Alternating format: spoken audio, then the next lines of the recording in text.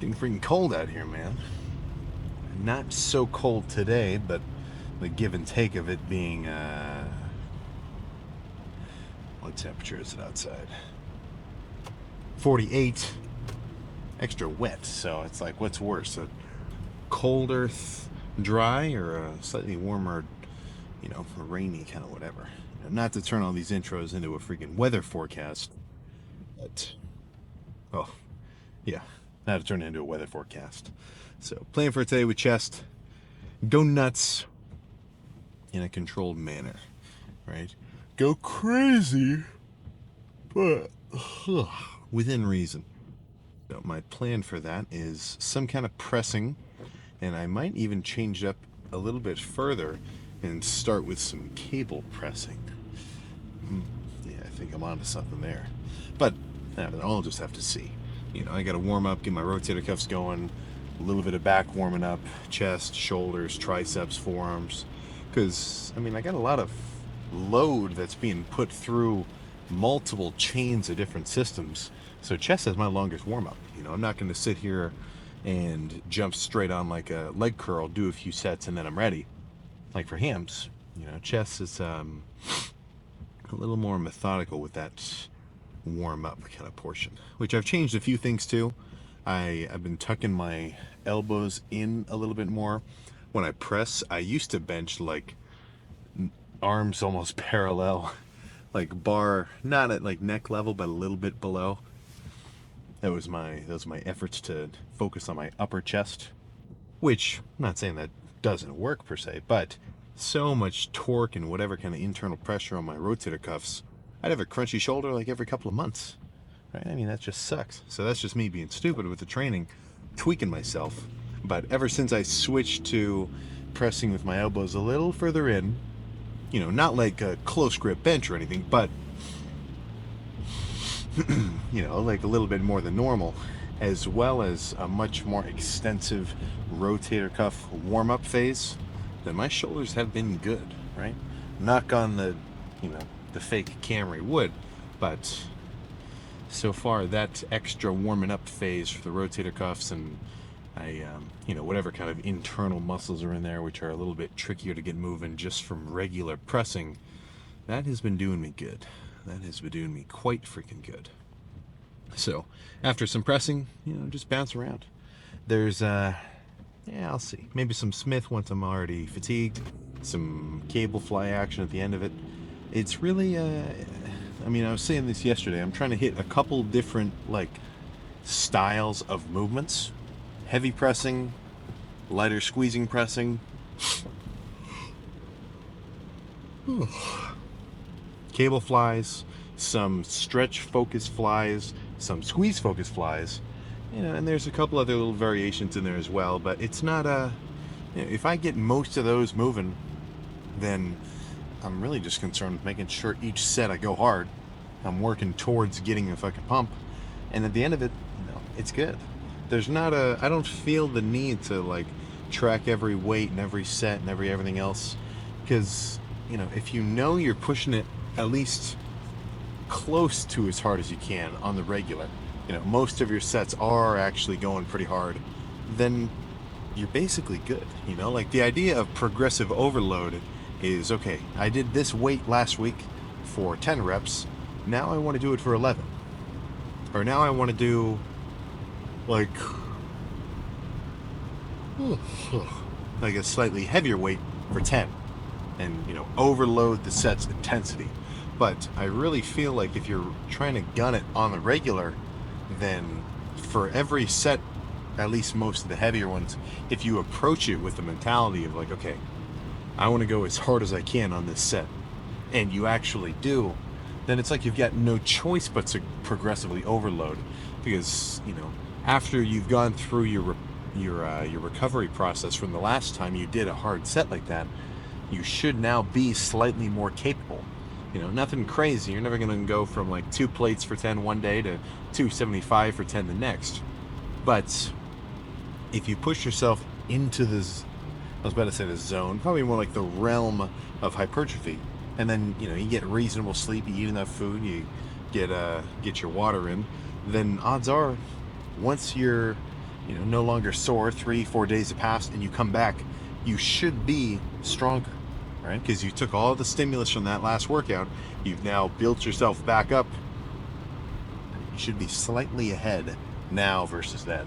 And it's small, it's just momentary, or it's like little increments, but over time they add up, and eventually it can add up pretty freaking huge. But that's the gist there, right? Instead of freaking out about making sure I hit specific numbers, I just want to know that my effort and intensity level on a set-by-set basis is at least here, right? Doesn't always have to be 11, but at least, that 90%, 95% range, that's what I'm aiming for. And then I just got to be a little mindful not to, try to do 4 plates on Smith, even if I feel kind of strong, just because I'm probably going to freaking hurt myself. But no more talking. Let's just make this chest day happen. Let's get real here. Heavy, but not too heavy.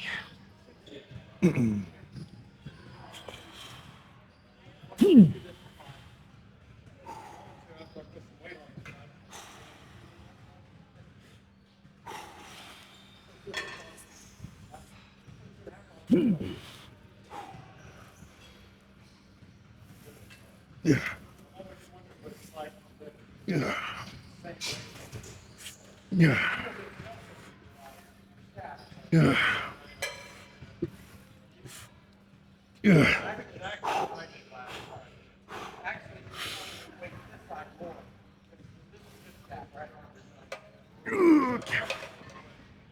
All right, I guess I lied. That was too heavy. Let's make that drop set.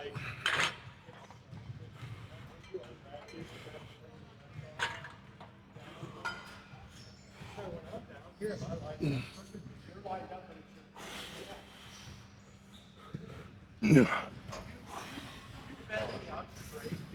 Yeah.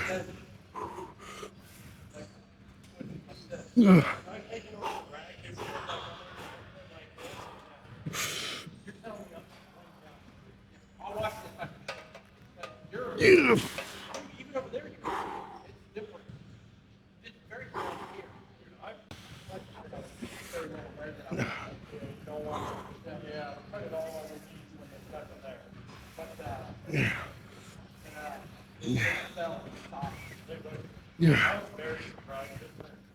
Yeah. Yeah.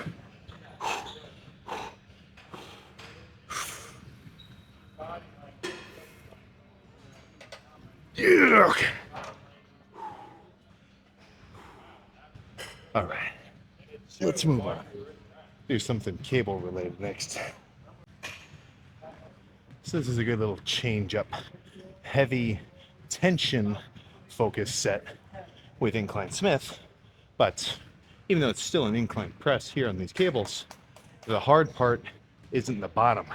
It's squeezing up at the top, because it's most of that's just the fact that these cables are pulling my hands apart from each other. So it's like, if you were holding a fucking watermelon right here, you can probably hold it for a little while. But if you put it further away from your fucking body, dude, not only will you probably just drop it, but you're gonna feel your chest squeezing fucking crazy hard. Because it's like, the further you have to fucking reach, the more force you gotta exert, all sorts of tension and whatnot. That's why if you ever see anybody on a pec deck and they start leaning forward into the thing and pulling their arms inward, that's making it easier, right? It's harder to have your arms all the way out, extended force. But no need for any more explanation. All I'm gonna try and do is squeeze the shit out of these set reps. Come on.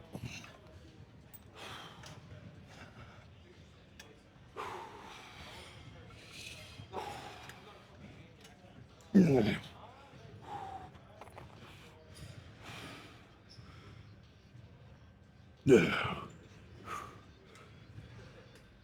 Yeah. Yeah.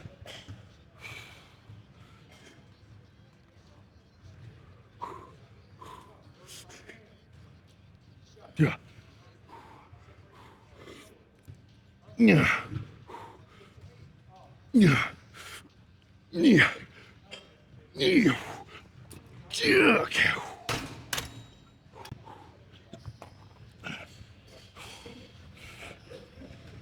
Yeah. Yeah. Yeah. Yeah. Yeah. Yeah.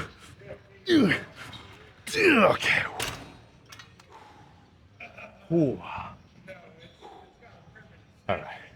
Let's actually not leave. Let's do one more set here, but not seated on the bench. Slight variation, but the overall theme will be basically the same. This will be a little bit of a nastier, just bent over pressing set. You can't really force reps when you're sitting up against the seat, which is a good thing. That is a benefit of doing that kind of movement. But, you know, sometimes I like throwing some shit around. And what I mean by that is like reaching a similar level of failure, but instead of just almost being forced to rack it, you can use a little bit of extra body language and get some more reps moving, which really just ends up boiling down to self-assistance, you know? Like, you wouldn't call it cheating if you watch somebody have their like workout partner help pull the bar up and then make them ride the negative on like some assisted reps of like Smith machine or something. But suddenly we have a different perception where you reach failure on your own, and then instead of being able to do a perfect rep because you just can't do it, you muscle it a little more, and then you get to ride the negative. That's now, you know, if your form becomes egregious, then that argument might hold a bit of water. But for the most part, I know that this set is going to get me closer towards my end goal of pumped and fatigued. So let's make it happen and then move on to some stretch fly sort of base stuff. All right.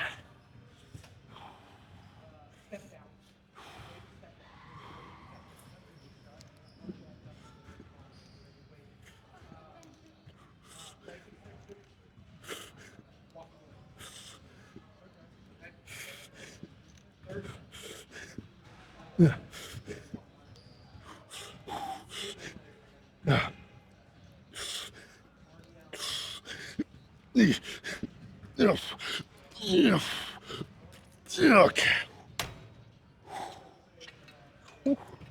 Yeah. Let's go grab the wide cables. Yeah. Yeah.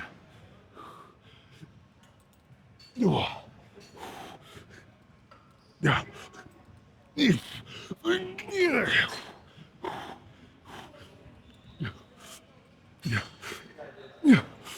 Yeah. Okay. All right, so this will be phase one, just some standing right in front of the body slides, a little bit of upper chest focus, and then drop the weight by like fucking half and do some more decline style flies. So I'm changing my sort of like path from here to now here. And at the flex position, I mean, I feel my whole chest pretty much. Like if you really push on like even a decline bench, your upper chest is going to be firing. But it's just a different way to make sure I get blood into every sort of fiber I got fucking available. So top side first, drop the weight, and then go decline. And I'll make these a little faster than normal.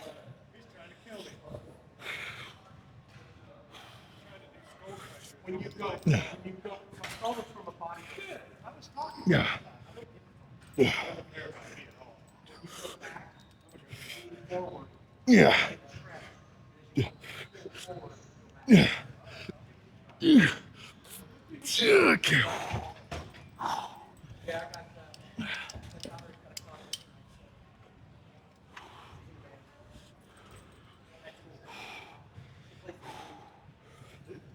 Yeah. Yeah.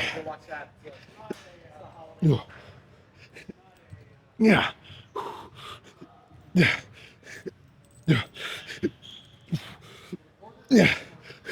Yeah. Yeah.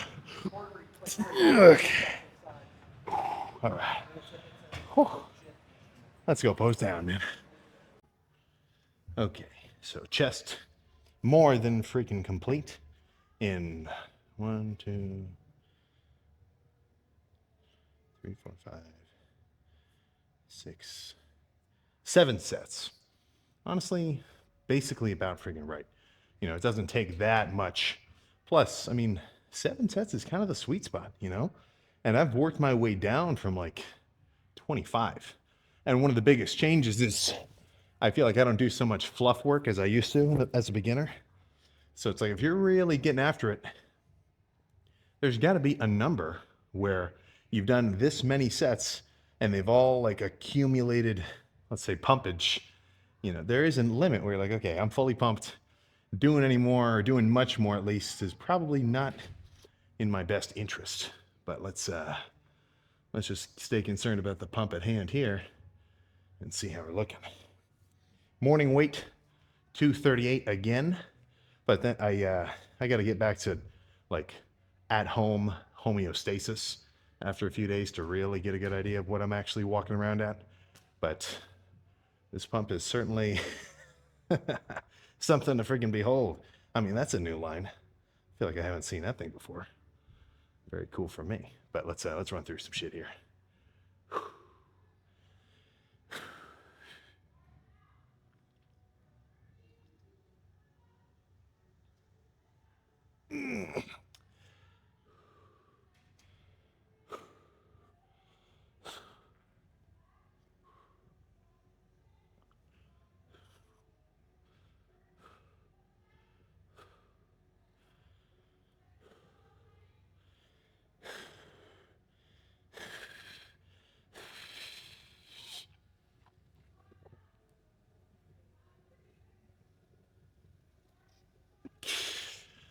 Oh my goodness. Honestly, volume wise, I feel way more freaking pumped than the last chest day. And more fibers are beginning to make themselves freaking apparent. I'd say fast forward 2 weeks, upper chest to lower should be considerably fucking grainier. Now, we're not going to see it for a little while because he's deep into a bulking phase right now. But there's this one guy, I'd say probably the king of fucking pet grains, Stefan something. He's French. Absolutely nuts.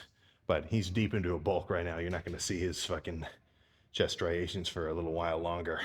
But yeah, I mean, the leaner I get, the more these are going to fucking start to show themselves. And honestly, I'd say chest fibers are probably the coolest out of all of them. But let's get a most muscular and then we can get out of here.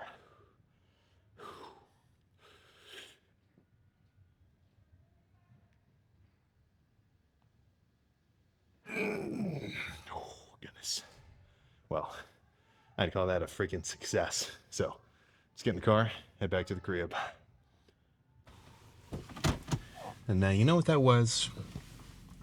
That was a pretty damn good chest pump. Without exaggeration, without hyperbole, without, any goddamn razzmatazz. That was a solid ass fucking pump. And now I get to say, yippee, go home, eat something, and know that I'm on track for what my current goals are, aka get lean while keeping the muscle I've already built up, right? So that is good for me. One more day under the belt. Even though it might not feel like, I'm the same dude tonight that I was this morning, but these lifts have a compounding effect that is only really apparent in long form. It's only really apparent after, a couple hundred iterations. Because, as a lifter, well, it's obviously as a beginner, you're going to be smaller than once you're indoctrinated into being a full-fledged gym rat. But, apart from the obvious, like, don't forget, man, right? Every time you do something that makes you a little bit uncomfortable, odds are that is just going to add up and add up and add up. And before you know it, holy crap, man, how did you get that back vein? How'd you get that bicep vein? How'd you get those forearm whatever? It's so if you know anybody who's interested in jumping into the gym come this New Year's, which, damn, less than 3 weeks away, 50, so what's that, 49 or so, 49 and a half of the year already done. Goodness, I'm sure that's hitting some people like a smack in the face in terms of just how much time they just had access to. But if you know anybody like that, don't put, well, I guess I don't know what I would say to somebody just starting out. Stick to it, right? Like nothing more than that. I think there's a million YouTube videos about like beginner workouts and all sorts of everything. The information's there. It's really just getting a hold of it, sticking to it, and then just sort of learning on your own. Like as much value as there is to the fact that there's like a million tutorials and everything else. That's just random information. That's not that doesn't directly apply to you, right? So get into it. Try some new shit, and then once you've gotten, when do you think that hill is? So yeah, obviously we're about to watch influx of gym goers, and the first week, 2 weeks might be pretty packed, and then eventually some people are going to fall off, right? They're going to stop coming as much. So I think it's probably like a 3-week mark where if you can get past that maybe 3, 4, maybe even 5-week consistency mark, odds are by then you've probably built up enough of a habit, enough of a routine where you should be able to stick to it. And of course, if you look at all the statistics, it's not necessarily so motivating, right? I mean, like, what's the percentages of guys that actually stick to their fitness goals, New Year's style? 20%, 15 or something. But nothing's stopping you from being in that 15, right? I mean, I hate the idea of like it's these posts where it's like only 1% of the entire world could ever squat 315 or could ever bench 225 or 10. And it's like, yeah, sure, maybe one, whatever that percentage is versus everybody else is just the nature of it. But if you look a bit deeper, the numbers explain themselves. Maybe 10% of the world is even trying. 5% of the world probably isn't taking that training that seriously. Another 4% are like, maybe slacking on their sleep, diet, hydration. And then the 1% that do all of the things necessary get whatever that end result is, So it's not like it can't just be explained away with, like some people can do it and some people can't. It's like, no, it's some people do what it takes and then some people don't. And then that's what's reflected in those little statistics. So all I'm trying to say there is try to put yourself in that minority group when it comes to any kind of achievement, especially fitness wise, because it's like you freaking beat 60-70% of anybody else just by going at all. Like as much as I'm going to go hard and talk about how you got to take all these sets to total failure and like really push and make sure that 90% threshold, don't forget, going from zero gym to just consistent gym, that is just as big of a jump as going from like relatively consistent kind of casual, I don't mean casual like a bad thing, but just like activity based working out, so like really hard training. I'd say honestly the jump is probably actually smaller than to go from no routine to even just like a 4-day-a-week routine. And I mean that's kind of the case with a lot of things, right? The law of diminishing returns. So fuck, man, that first step you take is probably the biggest one, and then if you can just keep adding them on afterward, well, sky's the freaking limit. Or I guess you could say the bar is the limit, more like, makes a little more sense. But planning for the post-workout meal, half a pound of ground beef, some low sugar barbecue sauce, and then I'm going to try to go to bed freaking early. I'm talking, I don't know what I'm talking, but early. Nothing past 10 o'clock. I feel so much better when I'm on a good day routine of like a 5 or a 6 a.m. wake up, immediate cardio. Don't feel like there's any, just a better start, I feel. But a little bit of a quicker one today. Day 65, day 64. Not, these days are winding down, so I better make each one of them count. But yeah, I'm getting excited for the end of this dieting phase, and then for the bulking phase, which is to come afterward. But until then, I'll see you tomorrow for some back.